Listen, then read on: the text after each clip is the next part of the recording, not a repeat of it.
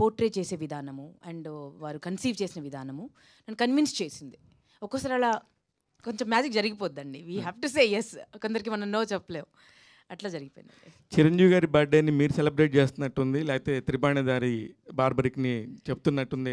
రెండు సెలబ్రేట్ చేయబోతున్నాం అండి. ఎందుకంటే నాకు బాగా గుర్తున్నంత వరకు చిరంజీవి గారిది ఒక యాంకర్ వచ్చి వాళ్ళ ఇంటికి వెళ్ళి సెలబ్రేట్ చేసింది ఫస్ట్ నాకు తెలిసి మీరే. అవునండి, అవును. All the very best. Chiranjeevi గారికి కూడా నేనంటే చాలా ఇష్టం. నన్ను అప్రిషియేట్ చేస్తూ నాకు ఫోన్లు చేసి నన్ను మెచ్చుకుని నాకు నా ఫస్ట్ ఫోన్ గిఫ్ట్ చేసింది నాకు మెగాస్టార్ చిరంజీవి గారే. సూపర్. యూనో ఇవన్నీ ఎవరికి చెప్పలేదు, బట్ యూనో వారితో యూనో తర్వాత ఇప్పుడు చెప్పొచ్చు. బట్ ఇంతకాలానికి యూనో మెగాస్టార్ చిరంజీవి గారి బర్త్డే రోజు మా సినిమా రిలీజ్ అవుతున్నందుకు చాలా ఇది ఒక ఫెస్టివల్లా ఉందండి నాకైతే. సూపర్. వశిష్ఠ గారు సార్, కంగ్రాచ్యులేషన్స్ అండి. మీరు ఏం చేస్తున్నా కూడా ఒక ప్రామినెంట్గా చాలా బాగుంటుంది.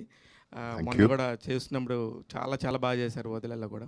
థ్యాంక్ యూ అండి. ఇప్పుడు ఇది ఇట్లాంటి ఒక క్యారెక్టర్స్ వస్తున్నప్పుడు మీరు దిస్ ఈజ్ మై క్యారెక్టర్ అని చెప్పి ఒప్పుకోవడానికి ఏమి పుల్ చేస్తారు సార్ మిమ్మల్ని? సార్, ఈ సినిమా గురించి చెప్పాలంటే సత్యరాజ్ సార్ చెప్పినట్టు ఎవరైనా ఇందులో చాలా ప్రామినెంట్ క్యారెక్టర్స్ ఉన్నాయి. ఎవరైనా నేను ఐఎమ్ ద సెంట్రిక్ క్యారెక్టర్ అని చెప్పుకోవచ్చు. ఇందులో హీరో ఎవర్రా, విలన్ ఎవరా అంటే హీరో ఎవరు ఉంటే కథ, విలన్ ఎవరా అంటే situation. And I believe in cinemas are characters which are close to life, close to reality. ఇది చూసేసరికి మన త్రిబాణిదారి బార్బరిక్ చూస్తుంటే this is like a mirror to the society. అందులో ఆ క్యారెక్టర్లో చూస్తుంటే మనం చూసుకోగలుగుతాం, మన పక్కన ఉన్న వాళ్ళు ఎవరినో రిలేట్ అవుతుంది, రిజంబుల్ అవుతుంది. So this cinema is close to life. And నాకు పర్టికులర్గా క్యారెక్టర్ పికింగ్ అని వస్తే it is always I believe in one simple policy. Either I have to learn from that character are I have to deliver something that I've learned. So దీన్ని నమ్ముతా. అలాంటి ఒక మంచి scope ఉన్న ఛాలెంజింగ్ అయిన character. And beyond this heroism, beyond this villainism, there is some beautiful essence to cinema. So ఈ సినిమాలో అది చూడబోతున్నారు. భానుగారు, అనుర్జీ చాలా మల్టీ టాలెంటెడ్ మీరు. అవునండి, పాటలు కూడా రాస్తుంటారు. అవును. అది ఎప్పుడు చూడబోతామండి సిల్వర్ స్క్రీన్ మీద? ఉదయ్ భాను లిరిక్స్ నేను బయట ఎలాగో రిలీజ్ చేస్తున్నానండి, బట్ అన్నీ కొంచెం పిడికిళ్ళు కొడవళ్ళు కాబట్టి త్వరలో నా బేబీస్ పైన ఒక పాట రాశాను, అది రిలీజ్ చేయబోతున్నానండి త్వరలో. నా పిల్లలంటే నాకు ప్రాణం, ప్రాణం అంటే అంతకు మించి ఇంకేదైనా పదం ఉందంటే అదనుకోండి. సో వాళ్ళ మీద ఒక మంచి పాట రాశాను. చాలా రోజుల తర్వాత సినిమా సెట్కి వెళ్ళి ఉంటారు. అవునండి, చాలా గ్యాప్ తర్వాత.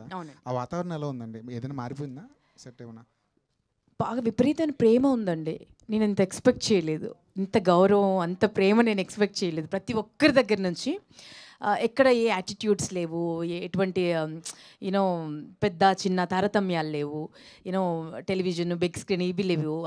ఎంత ప్రేమ, ఎంత గౌరవం చూపించారో నాకు కళ్ళు చెమర్చాయి. నేను ఇదంతా మిస్ అయిపోయానే అని నాకు అనిపించింది. అది మన మీద బట్టే ఉంటుంది. మీద ఇలా ఉంటారు కాబట్టి మీ మీద ప్రేమ ఉండొచ్చు మేబీ. మోహన్ గారు, డైరెక్టర్ గారు. సార్ సార్ మిమ్మల్ని చూస్తుంటే నాకు ఇలా ఒక చిన్న పిల్లాడు ఏదో ఒక బర్త్డే పార్టీకి వస్తే కనుక ఎలా ఎంజాయ్ చేస్తాడో అలా అనిపిస్తుంది. అంటే రియల్లీ నాకు మీరు మాట్లాడుతున్న దానిలో ఎంత హానెస్టీ ఉంది, ఎంత ఇబ్బంది పడి ఈ రోజున ఇక్కడ దాకా వచ్చారు. మీరు అనుకున్న పండగ మీ కళ్ళ ముందు జరుగుతుంటే ఎలా ఎంజాయ్ చేశారో అలా ఉంది. I'm so happy. మళ్ళీ మీరు ప్రొడ్యూసర్ గురించి చెప్పిన పాయింట్ నాకు చాలా నచ్చింది. అంటే ఆయన లాంటి వాళ్ళు కరెక్ట్గా నించుంటే నాలాంటి ఎంతోమంది చెప్పులు లేని వాళ్ళకి, చెప్పులు అరిగిపోయి తిరిగే వాళ్ళందరికీ మీరు ఇస్తారన్నది నిజంగా మంచి పాయింట్ అండి. All the very best. నేను ఇంకా దేని గురించి ఏం మాట్లాడను, మీరు ఆ పాయింట్ మాట్లాడినప్పుడు మీ పెయిన్ ఏంటనేది ఒక మాట చెప్తే సరిపోతుంది. ఆ పాయింట్ మాట్లాడడానికి నిజమే సార్ మీరు చెప్పింది. ఈరోజు ఈ మొహం ఇంత నల్లగా తయారైంది, ఇక్కడ డాక్స్ ఇవి పోవట్లేదు బికాస్ ఆఫ్ ఈ ఆలోచనలు. ఈ సినిమా బాగా తీయాలి, ఏమీ చూడలేదు నేను, ఎండ వాన ఏది చూడలేదు, అంత కష్టపడ్డాను. నా ప్రొడ్యూసర్కి పెద్ద సక్సెస్ ఖచ్చితంగా ఇస్తారు ఆడియన్, బట్ నా టార్గెట్ ఈస్ బ్రేక్ ఈవెన్ అయితే ఇంకో సినిమా తీస్తారు. ఇంకా ఎక్కువ డబ్బులు ఇస్తే ఇంకా 10 సినిమాలు. అదే నాలాంటి వాళ్ళు చాలామంది ఉన్నారు. ఇప్పుడు ఎగ్జాంపుల్ నా దగ్గర పనిచేసిన అసోసియేట్ డైరెక్టర్స్ ఎవరైతే ఉన్నారో అందులో ఒకరు డైరెక్టర్ అవుతున్నారు, ఇంకో ప్రొడక్షన్ హౌస్లో డైరెక్టర్ అవుతున్నారు. So I'm so happy sir. Producer గారు మీరు ఎప్పుడు ఇలాగే అవకాశాలు మాలాంటి వాళ్ళకి ఇవ్వాలి. ఉదయ్ భాను గారు, ఇంకొకటి టు యాడ్ టు ఇట్, చాలా చాలా ఎఫర్ట్ పెట్టి కష్టపడి వచ్చాడు మనిషి. అండ్ ఆ ఒక జర్నీ విని ఎంతో కొంత చూసి అప్పుడే డిసైడ్ అయిన ఈ మనిషి డైరెక్టర్ అవ్వాలి, అలాంటి ఒక ఆఫర్ వస్తే నేను ఆయన తోడు ఉండాలి అని డిసైడ్ చేశాను. అందుకే ఈ సినిమాలోనే ఉన్నా. ఉదయ్ భాను గారు. సార్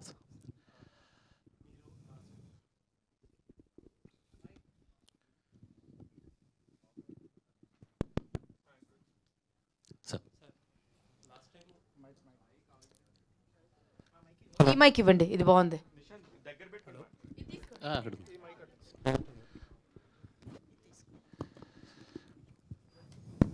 డైరెక్టర్ టైటిల్లో ఒకటి అంటే టైటిల్తో చాలా అట్రాక్టివ్గా అట్రాక్ట్ చేశారు. యాక్చువల్లీ కొంచెం ఏదో డిఫరెంట్ స్టోరీ చెప్పే ప్రయత్నం చేస్తున్నారని అన్నారు. లాస్ట్ టైం కూడా మీరు ఈ టైటిల్ వెనకాల ఉన్న ఆ బ్యాక్గ్రౌండ్ స్టోరీ చెప్పినప్పుడు చాలా ఇంట్రెస్టింగ్గా అనిపించింది.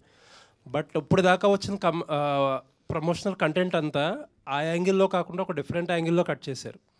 అంటే ఒక కమర్షియల్ సినిమా కట్ చేసినట్టు కట్ చేశారు. ఆ యాంగిల్ టచ్ చేయలేదు అనిపించింది ఎక్కువ. దానికి కారణం ఏంటి? సార్ యాక్చువల్లీ బార్బరిక్ అనగానే ఆడియన్కి ఇంకెక్కడో మైథాలజీ వెళ్ళిపోతుంది. మైథాలజీ వెళ్ళకూడదు. నేనేమంటున్నానంటే కురుక్షేత్రం మనకి ఒక రిఫరెన్స్ అండి, మనం ఎలా బతకాలనేది. కురుక్షేత్రం అనేది అది కురుక్షేత్రం అని ఊహించుకుంటారని భయం నాకు. ప్రతి ఒక్కరికి ఒక అస్త్రం ఉంది. అర్జునుడికి గాంధీవం, బార్బరిక్కి త్రిబాణం, కర్ణుడికి విజయధనస్సు, ఇలా ఎలా అయితే ఉన్నాయో సో మనలో కూడా ఇప్పుడున్న ఈ కలికాలంలో మన దగ్గర అస్త్రాలు ఉన్నాయి. అంటే మనం చదువుకునే చదువు వాట్ ఎవర్, ఇప్పుడు ఎగ్జాంపుల్ డిగ్రీ శస్త్ర విద్య అయితే పీజీ అస్త్ర విద్య అని నేను అంటాను, స్పెషలైజేషన్. సో అలా ఏంటంటే అది అలా వెళ్ళకూడదు మెయిన్. సో మీరేదో బార్బరికుడు ఆకాశం నుంచి ఊడిపడతాడేమో అని పొరపాటును కూడా అలా రావద్దు. సో బార్బరికుడు మీతో వస్తాడు, మీరు చూస్తారు, మీలో బార్బరికుడిని చూస్తారు సినిమా చూసాక. అందుగురించే మేమేంటంటే ఈ సోషల్ కంటెంట్కి ఇప్పుడున్న కాంటెంపరీ దీనికి మూమెంట్స్కి వాటికి బ్లెండ్ అయ్యేటట్టు ఆ క్యారెక్టర్ని డిజైన్ చేసాం. అది మీరు థియేటర్లో ఖచ్చితంగా చూడాల్సింది. బట్ ఆ ప్రాసెస్లో మీ సినిమా మెయిన్ యూఎస్పీ ఏదో దాన్నే ఎంటర్ప్లై చేస్తున్నారేమో. అలా వేయలేదు సార్. 100% త్రిబాణం అనేది ప్లేస్మెంట్ ఎలా జరిగింది అనేది మెయిన్ కంటెంట్ సార్. అది రీచ్ అవ్వాలి. యాక్చువల్లీ మేము ఆ ప్రయత్నం చేస్తున్నాం. అండ్ సినిమాలో మీరు ఇప్పుడు అన్నట్టు సోషల్ కంటెంట్ ఎంత ఉంటుంది, లేకపోతే ఇప్పుడు నేను చెప్పే ఆ కంటెంట్ ఆ కంటెంట్ ఉంటుందండి, ఉంటుంది. బట్ ఏంటంటే అది మనకి ఒక మిర్రర్ లాగా, అప్పుడప్పుడు మనం ఉదయం లేచి మిర్రర్ చూసి బయటకు వెళ్తాం కదా, అలా ఉంటుంది. సో డే అంతా మన చేతి జోబులో పెట్టుకొని మిర్రర్ తీసుకొని వెళ్ళాం. అలాగే సినిమాలో ఆ కంటెంట్ ఉంటుంది, ఒక మిర్రర్ లాగా ఉంటుంది. థ్యాంక్ యూ అండి. Looking for. చెప్పండి.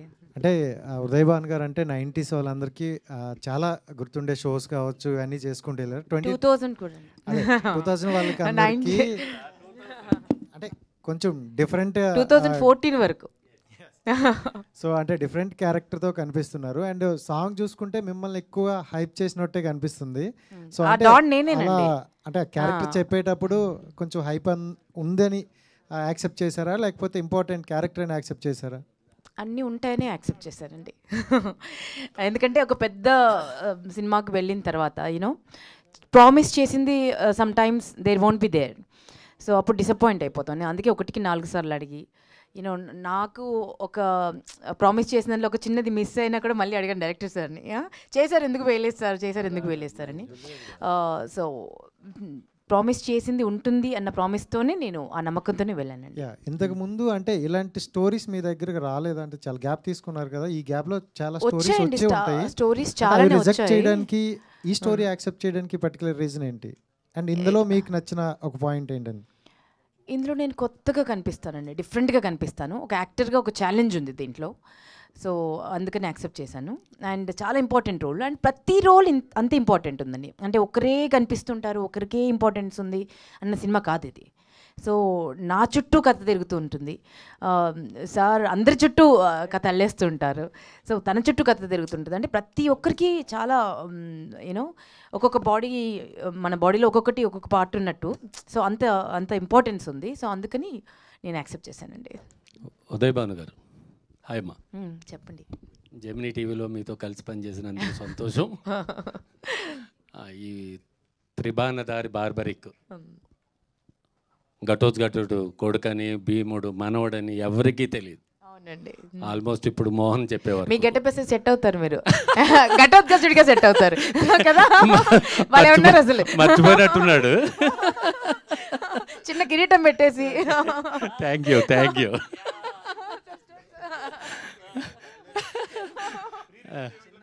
పెట్టేద్దామా?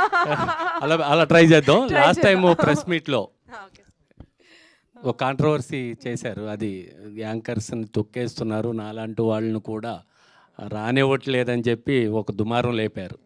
అది నిజమా? నిజాలే మాట్లాడతానండి నేను ఎప్పుడైనా, బట్ ఇది సందర్భం కాదు.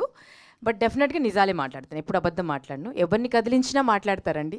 మా ప్రత్యూష చాలా నిశ్శబ్దంగా ఉంది, కానీ ఎవరిని కదిలించినా మాట్లాడతారు. బట్ ఏదైనా నిజంగా మాట్లాడండి, బట్ ఇది అయితే సందర్భం కాదండి, అది డిస్కస్ చేయడం. Let's talk about Barbari. Yes, all the best అమ్మా. సత్యరాజ్ గారు, కట్టప్ప లాంటి పెద్ద క్యాన్వాయ్ చేశాక ఈ బార్బరిక్ లాంటి దాన్ని చేయడానికి ఎలా ముందుకొచ్చారు మీరు? After doing Bahubali, Kattappa, and then what made you accept this?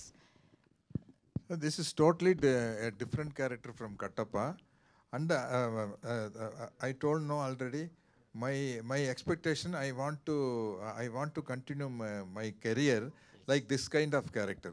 Okay. That's why I believe this will be a starting point for me as an actor. Okay అండి. మోహన్ గారు, సనాతన ధర్మం అనేది ఇప్పుడు కొత్తగా అందరికీ తెలియజెప్పాల్సిన పరిస్థితిలో హిందూ దేశం ఉంది. పవన్ కళ్యాణ్ గారు ఈ మధ్యనే సనాతన ధర్మం మీద ఉద్యమం మొదలుపెట్టారు. ఇలాంటి స్టోరీస్ని కానీ పురాణాలు కానీ చెప్పడానికి మీకు ఏంటి ఇన్స్పిరేషన్? ఇన్స్పిరేషన్ అంటే సార్ చిన్నప్పటి నుంచి ఉంది. అంటే ఆ పురాణాల మీద మా ఊర్లో నాటకాలు, హరిశ్చంద్ర నాటకం కానీ వాట్ ఎవర్ ఇలాంటి నాటకాలు, కృష్ణార్జున యుద్ధం ఇలాంటివి అక్కడి నుంచి మొదలయ్యాయి. కానీ బాగా కనెక్ట్ చేసింది ఎప్పుడు అని అంటే కరుణ.